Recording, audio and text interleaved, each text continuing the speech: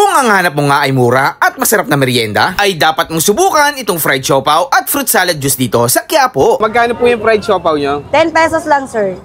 Solid yung solid yung yellow, ang dami.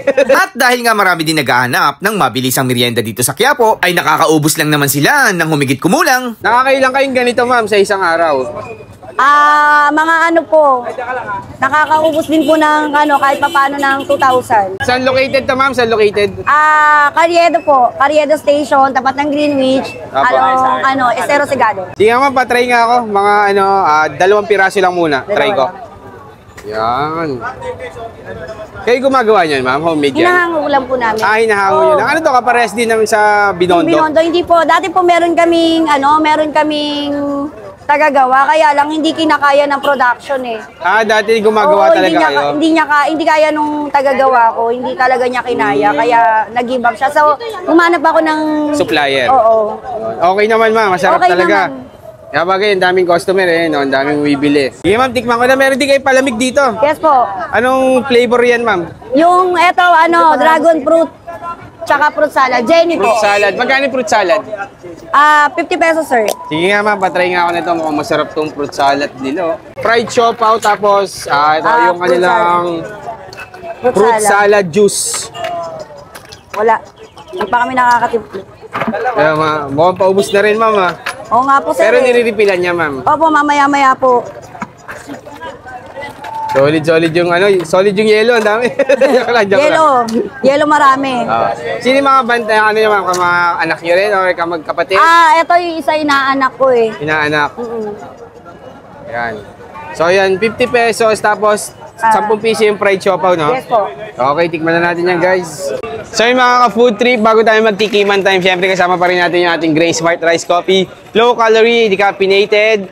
Sweetener niya is stevia. Meron siyang ocralin, moringa, mangosteen, grapeseed, barley. Ang dami, guys.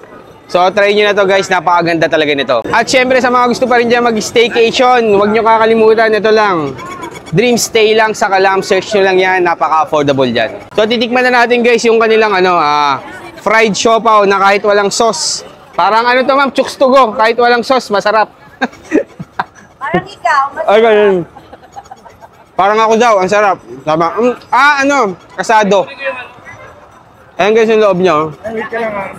Panalo. Ang sarap nga. 10 pesos lang, guys. Meron ka ng ganitong merienda dito. Ang sarap. Ang sarap ng medyo toasted niya. Medyo toasted siya. Tapos, meron tayo ito. Pampa-refresh natin yung kanilang fruit salad. Ayan. 50 pesos. Kaya ubusin ko lang itong isa. Ang sarap, promise. Analo.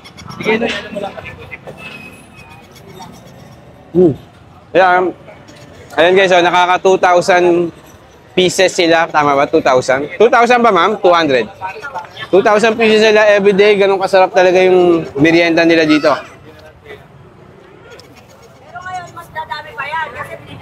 Tama kayo, ma'am. Tapos yung kanilang fruit salad, ayan talaga. Nakalagay talaga yung mga real fruit, hindi lang siya basta pampalasa lang. Ayan. Sarap. Sa mga gustong pumood trip dito sa Quiapo, guys, dito lang yan sa fried siopaw ni Ate Jenny. Yan, ito guys. Jenny, napakabait niya ni Ma'am Jenny. Ang sarap ng tinda niya. Okay, thank you, thank you.